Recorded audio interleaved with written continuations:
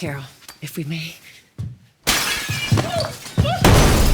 If you're still trying to figure out which side you should be on in Pluribus's massive ideological clash, stop right there. Seriously, don't waste another second overthinking it. I've only spent 3 episodes with Vince Gilligan's new, quietly mind-bending sci-fi, but it's already obvious. The show isn't asking you to pick a team. Not between Carol Sturka, the lone immune human, and not between the alien-altered collective consciousness either. Yeah, sure, some moments make you feel like, okay, if I were in their place, I'd do the same thing. That's natural. But what Pluribus really wants you to ask is, why can't both sides be right? Because no matter which ideology feels more logical or comfortable based on your beliefs, Pluribus keeps reminding you that even the conflicting view has its own solid ground. And honestly, that's kind of genius, especially for a show dealing with ideas so radical they could have easily been shut down by knee-jerk judgment. United States.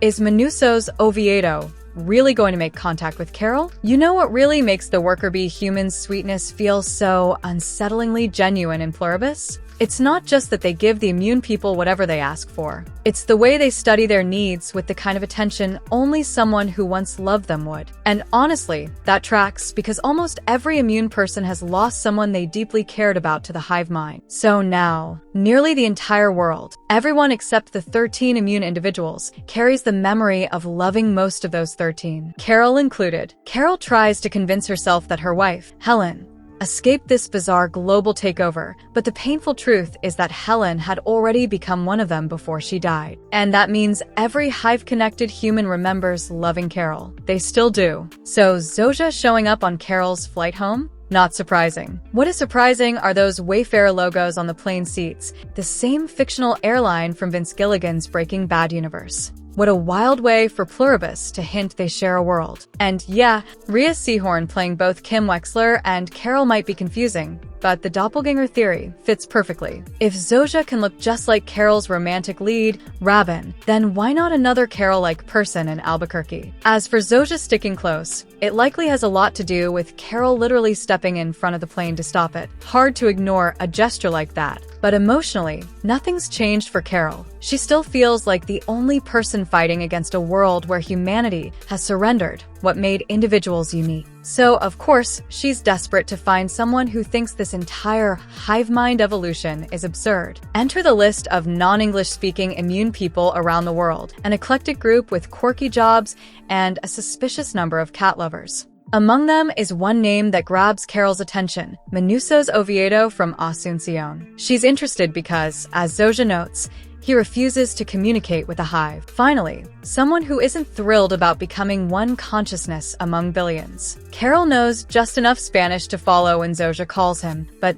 he immediately curses her out at the sound of English and any mention of the US smart. He thought she was one of them. So when Carol calls back and swears right back, she proves she's immune. No hive member would talk like that, which is exactly why I think Menuso's will reach out to her again, and soon. It'll probably help them both, considering they share the same frustration toward this MLM-style global hive trying to recruit the last resistors of humanity. Luckily, Carol knows just enough Spanish to follow the gist when Zoja connects her to Menuso over the phone, only for him to immediately curse her out the second he hears English and anything related to the US smart guy. He clearly assumed Carol was one of them. So when Carol calls him back and snaps at him right back, she manages to both return the favor and subtly communicate that she's immune. A hive-minded person could never have spoken to him that way. And that's exactly why I think he'll be quick, maybe even desperate, to reach out to her again. Honestly, it'll probably do both of them good, considering they share the same deep frustration toward this MLM-like entity made up of the overwhelming majority of the world, all trying to recruit them into a single, unified mind.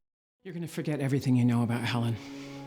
Every memory, every thought she ever had. The dilemma haunting Carol. You know what's the strangest, most heartbreaking part of all this? Carol hasn't even gotten the mental space to process that her wife is gone. She's seen where Helen is buried in the backyard. She knows Helen isn't coming back, but how can she even grieve when the world's smartest minds are trying to fix her as if her refusal to join the hive mind is a malfunction? What she really can't wrap her head around is how easily they dismiss her choice. So she pushes back in small, stubborn ways. And honestly, it's uncomfortable for her when someone she barely knows who's also, in a way, everyone, hands her mail and tells her she'll like what's inside. Because Zoja isn't wrong. Helen ordered that massager for Carol out of love, as a little celebration for her completing her book tour. Of course, it stings Carol to receive that gift from the very collective that caused Helen's death. She wants what she had with Helen to be sacred, just theirs. But the brutal reality is that the hive mind remembers everything Helen ever felt. They know who Carol is because Helen loved her. They will always know. And that level of forced intimacy is a violation no one could be expected to accept. Then they cut off her Golden Girls binge with a coordinated power outage. Carol desperately needs Betty white-level sarcasm just to survive the emotional tsunami she's living through. The power comes back, and Zoja calls to apologize. They had shut down unnecessary lights to conserve energy and reduce light pollution.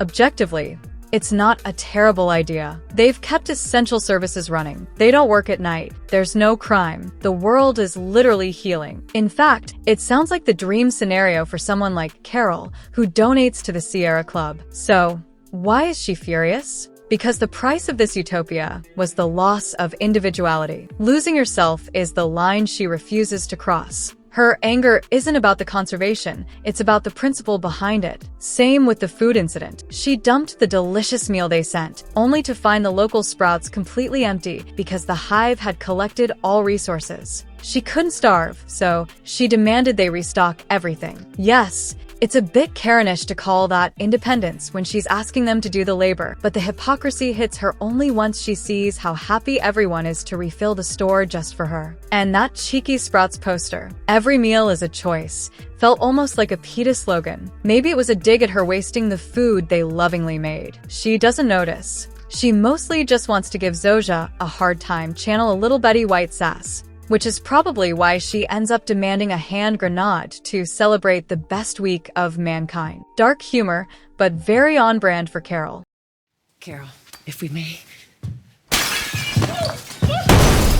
What does Carol ultimately realize about free will? What makes Carol's situation in Pluribus so overwhelming is that she hasn't even had the space to grieve her wife. Helen is buried in the backyard, yet instead of mourning, Carol is stuck in a world where brilliant scientists are trying to fix her free will as if it's broken. For Carol, free will is simple. Do what you want, as long as it harms no one. But after unknowingly causing 2 genocides, even that definition feels shaky. And every time an immune person hurts a hive member's feelings, the entire hive seizes, an extreme reminder that words always have consequences, even when we don't see them. The hive mind is endlessly kind, but painfully literal. Sarcasm doesn't exist. Exaggeration doesn't land. And Carol learns this the hard way when Zoja brings her a real hand grenade simply because she asked. They aren't robots. They're true believers convinced they're saving humanity. What Carol can't accept is how the hive has absorbed people's memories,